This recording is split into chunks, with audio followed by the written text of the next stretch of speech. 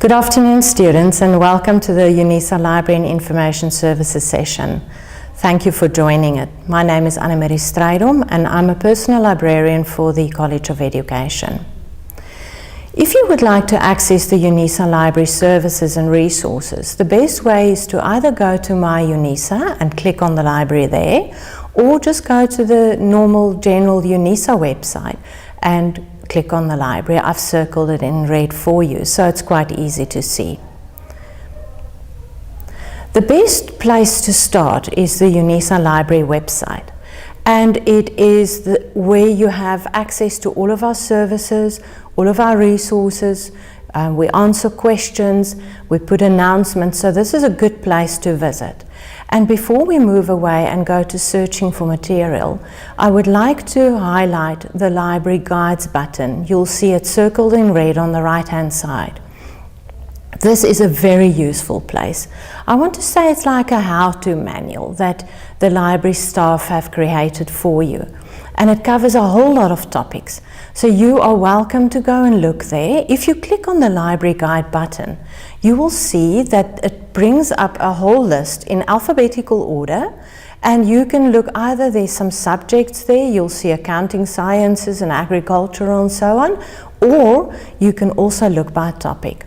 Now, if you're not sure what your topic is, what the topic is, or the name of the LibGuide, then please just use that search button. You can see that I have typed in ebooks, and then you click on search, and then what will happen is that the LibGuides covering ebooks, how to use them, how to access them, comes up on your screen. So I would really recommend that you visit this page. Okay, if we go back to the library web page, then I just want to also draw your attention to two very important buttons.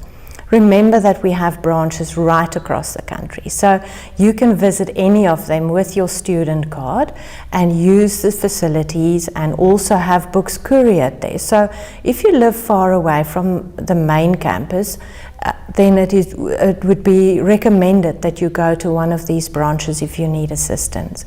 So the branch locator will indicate to you what the name of the branches are and where they are and their contact details. And then the other thing is for frequently asked questions. Many questions are answered there. How many books may I take? How long? How does it work? How do you request? And so on. So that is a good place to also go to. Then I would want to go to the next very, very important point. Still on the library webpage, you click on Find eReserves and Recommended Books. Now this will be indicated in your tutorial letter 101. And these are prepared, recommended material that is submitted the previous year already to the library, and we prepare it and ensure that it is available for you. It is very easy to find. So if your tutorial letter doesn't say anything about eReserves, don't worry about it. Some subjects or modules do not have it. If you click on that button, you will see a screen that comes up, and in there you merely insert your module or your course code, and once you've clicked, then you will see the list of articles or chapters that were prepared for you listed there under your module code. Make sure that you're working with the right year. You can see on this example it says Electronic Reserves 2021. We also have still 2020 on the list, so just make sure that you click on the correct one.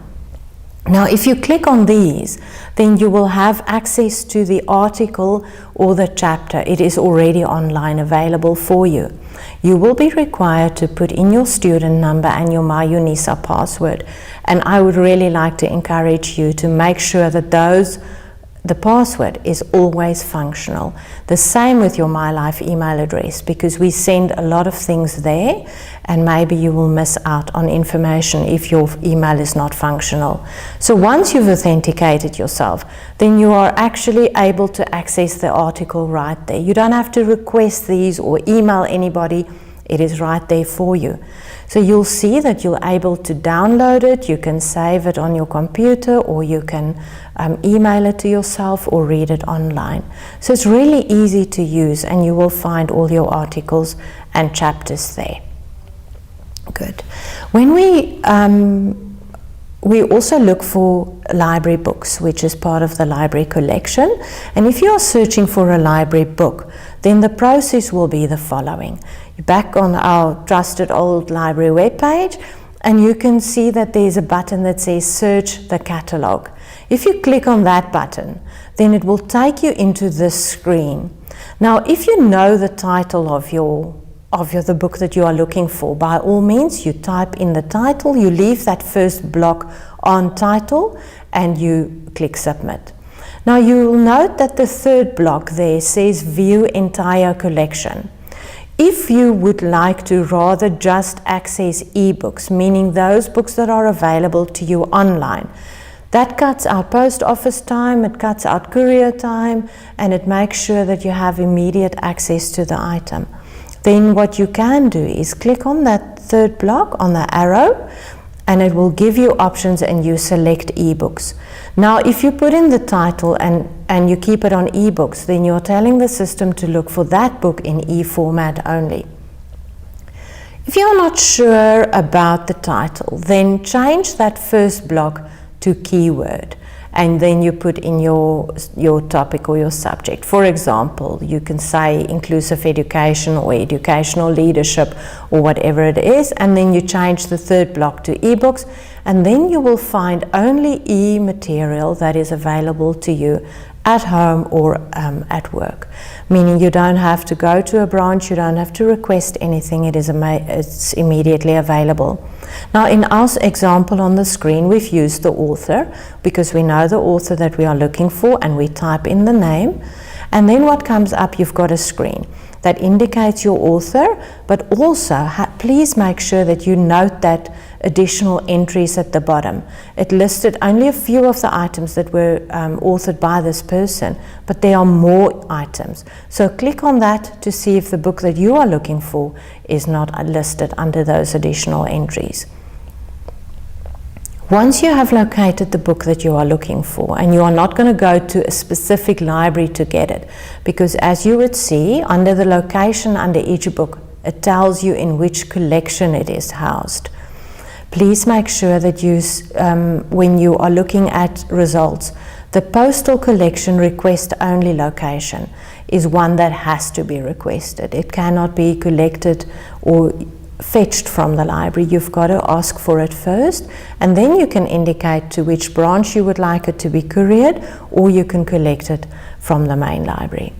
Now, if you click on that request button that is circled there, it will give you a screen where you've got to sometimes authenticate yourself once more, but this screen after that gives you the title of the book that you have requested, and then there's a special instruction box.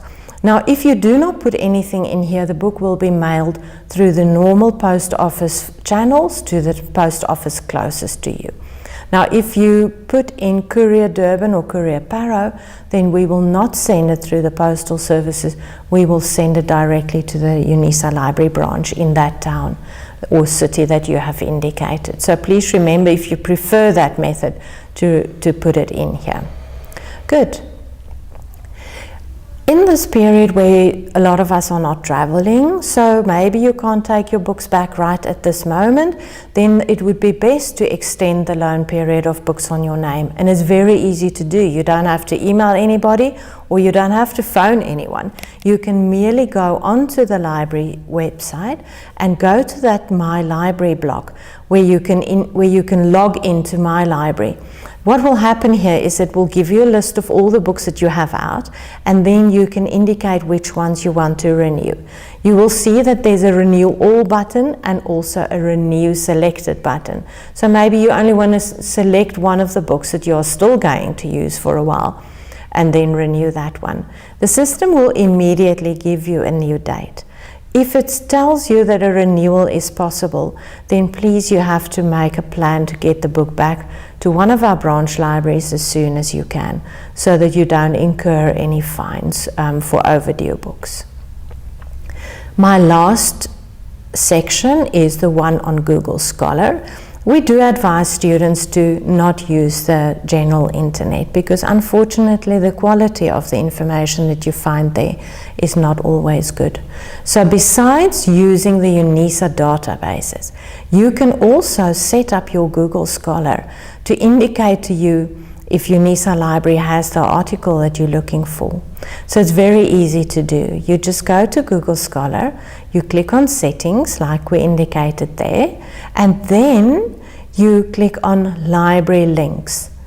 Once you get to this screen, you type in University of South Africa, click there, and then you just select the Unisa Library.